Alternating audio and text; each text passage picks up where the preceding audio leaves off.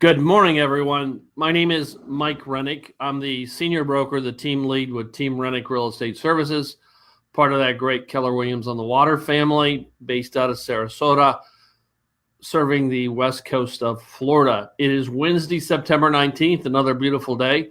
We're broadcasting out of Longboat Key, overlooking the golf course here for the club and the marina. It's just a gorgeous day. It looks like we're going to have some fun today. Each week and each day of each week, it's our goal to bring you information that makes a difference. You have a lot of opportunities to decide where you want to spend your time watching different podcasts, different shows like this, reading blogs. We want to make a difference, so please keep sending your ideas in so that we can continue to get stronger and bring you information that makes a difference. So today, this is Title Time with Mike and Mike. We're going to talk about tips to help buyers when it's time to write a contract. But first, this is my favorite part. I've got the intro thing here. I love it. I can see Mr. Hankin in the background of my software. He doesn't like me to read this whole thing, but I'm going to do it because he deserves it. So Michael Hankin is going to join us. He's an attorney with the law firm of Hankin & Hankin. Mr. Hankin practices primarily in the area of residential and commercial real estate transactions. He is an approved agent for Chicago Title Insurance Company, the Attorney's Title Insurance Fund, and the Old Republic Title Insurance Company. He's been designated as a board-certified real estate attorney. That's the highest level of recognition by the Florida Bar. That's something to achieve. He regularly represents buyers, sellers, and lenders in all aspects of real property transactions. He grew up in Sarasota. He attended Riverview High. He went on to Emory University, where he received his Bachelor of Business Administration, in Wake Forest University, where he obtained his Juris Doctorate. So we're very honored and pleased to have Michael join us. One button away, and there he is. Good morning, Michael. Good morning, Mike. How are you? I'm doing great. How are you doing today? Doing great. Thanks for having me. We really do need to shorten that introduction. As long as I have it, and just so the folks that are watching live and will see the recording, Mike and I are actually 10 miles apart. Is that true? We're not broadcasting out of the same facility. So as long as I have this, I'm going to do it my way. So how about that? I really do appreciate, Mike. You've built up, your clientele, your stature in the community, and yet you're willing to take time to share with our clients, and I appreciate that. So thank you up front in advance. Absolutely. I really enjoy making the process better for everybody, and I feel the more informed people are, the smoother their transactions goes, and the happier everyone is. And that's kind of the reason for today's webcast. Court comes later. This is to help. That comes later, yes. I wanted to talk about some tips and tricks for buyers for the regular FAR bar as is contract. And this, of course, is the contract we recommend above all others for residential purchases. It really, we think, gives the best benefits, and we've covered that in a prior webcast, so I won't cover that here.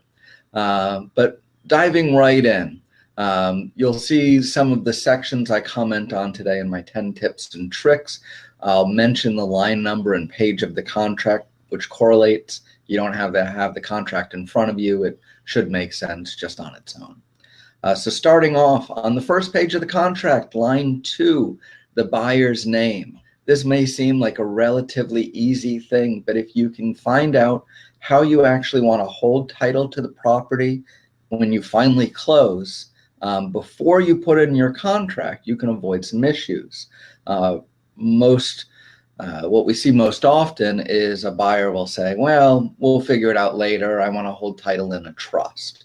So they'll put it in their individual names, and then they'll confuse the heck out of their lender, who sees the contract in their individual names, but they want to take title in a trust. So number one, figure out how you want to take title and get that right as the buyer's name on the contract. You'll save yourself problems with your lender. Number two, everybody thinks all the appliances are always included, and they're mostly right. The washer and dryer are not included by default in this contract. So if you want them, write them in on page 1 on line 20 with any other personal property you want. But that washer and dryer you don't get unless you write it down. Number 3, which is on line 27 of the first page, your escrow deposit. This is kind of a big one, and I think probably our best advice out of these 10. Your escrow deposit generally acts as the measure of damages if you default.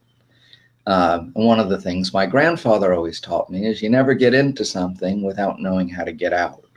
So certainly when you enter into the contract, you have the intention to perform, you think you're going to do it, you go in that direction, you have your inspection period to cancel. If something happens 2 days before closing and you just can't close for whatever reason, that escrow deposit is the amount you lose if you don't go through with the deal.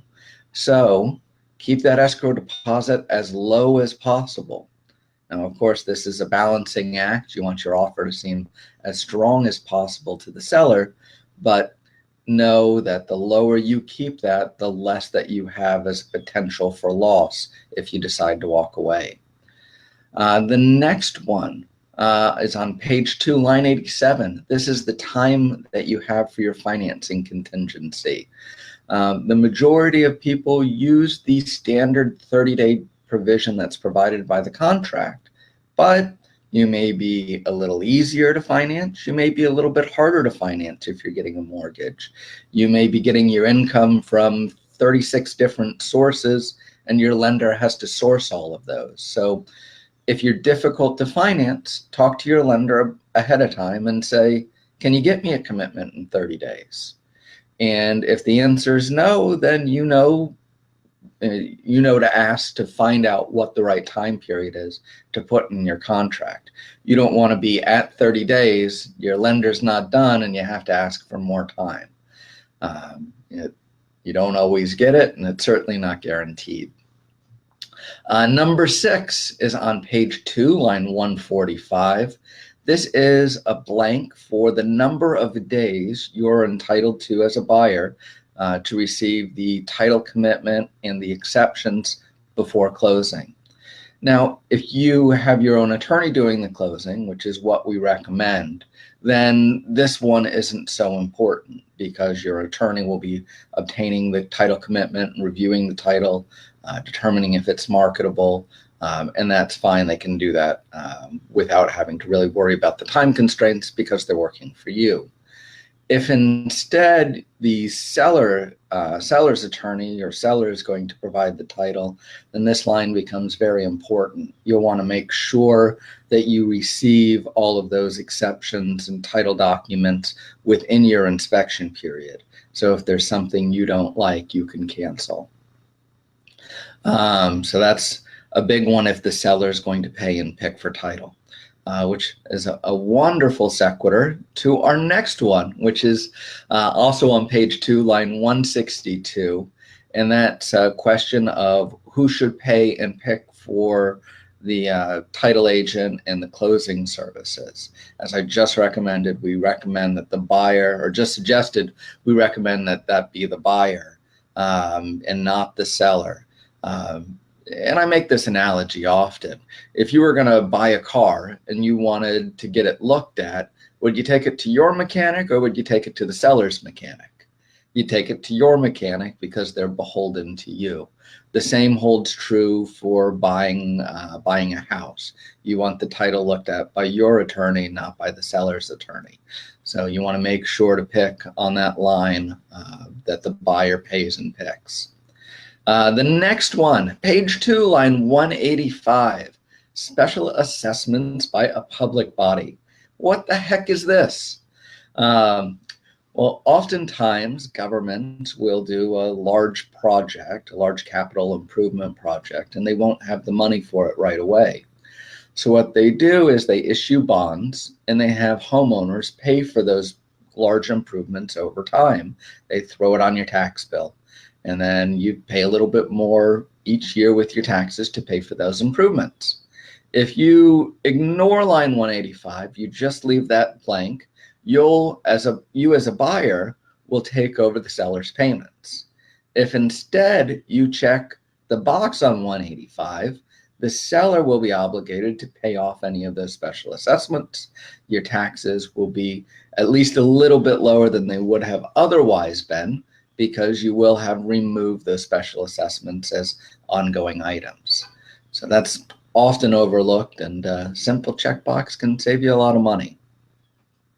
Another big one, page 5, line 249, the time period for the inspection.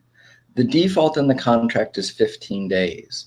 But again, you have to look at your situation and say, is 15 days enough? If this is a brand new condominium and you're just looking at the inside, 15 days generally is. But if you're looking at a 90-year-old home that's on 3 acres on the water, maybe you want to do a little bit more work. Maybe that 15 days isn't enough. So it's very fact intensive. You want to look at each transaction and make a determination.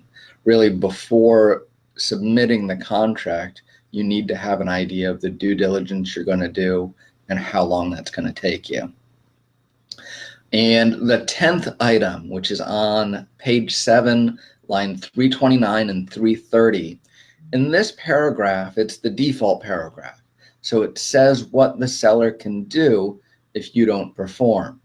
Now, I'm sure you remember me telling you earlier that generally your escrow deposit is the amount of damages if you don't perform. Well, the contract says the seller can either sue you and collect damages, or they can collect your escrow deposit. So one thing we always recommend is removing the seller's right to sue you if you don't perform. So in fact, that escrow deposit is your measure of damages. So this change goes with our tip 3 regarding the escrow deposit, and we'd have you remove and suggest removing the language beginning with or seller and then ending with enforce rights under this contract. So it would, the whole language you're removing is or seller at seller's option may, pursuant to paragraph 16, proceed in equity to enforce seller's rights under that under this contract. And then that removes the seller's right to sue you for a breach. Did I put you to sleep yet, Mike? That's no, I think you're doing an amazing job. The key is, and we can furnish this list, we'd be happy to do so, is a seasoned real estate agent should be having discussions with you before they write this contract. For example, the inventory list. The washer and dryer exclusion is something new. A couple of years ago, that wasn't excluded. When the contract was updated, that was left off. So we even take it one step farther. If there's more inventory that's going to be left, we ask the seller to provide a list, and we actually ask for the list to have photographs and verbiage. The seller will provide it, the buyer approves it and signs it, and we go forward. Failure for both sides to agree, then the buyer can walk away. So it's about taking extra steps. With the mortgage, you know, so many times a mortgage broker will tell me, Mike, I can get it done in 30 days. And so what I do to protect our buyer, because both the mortgage broker and I have the same interest in the buyer, I ask for them to produce some stats. And a lot of times that 30 days is on the edge. So I like to add 15 more days. You know, getting approved ahead of time is okay. Getting approved afterwards, like Mr. Hankin just shared, is not guaranteed this deal is going to go forward. So it's about taking those steps, making sure your agent is well versed to position you in the strongest possible manner. So not only do you get your property at the best price, you get it with the best terms. Does that make sense, Mike? Did I understand your talk? It does. And certainly these tips and tricks should not replace good legal and realtor services. It's very complex, as you can see. These were just 10 tips and tricks, and certainly not an exhaustive list of everything that should be considered. So the number one thing you can really do to make your transaction smooth is have an experienced realtor, have an experienced attorney on your side. And we can't guarantee, nobody can guarantee that you won't experience problems, but we can guarantee that when they occur, We will have seen them before. We'll know how to fix them, and we'll be there to help. Mike, you've done an awesome job again. This is high level. We'll be back in subsequent Wednesdays with more topics to talk about. Again, I appreciate everything.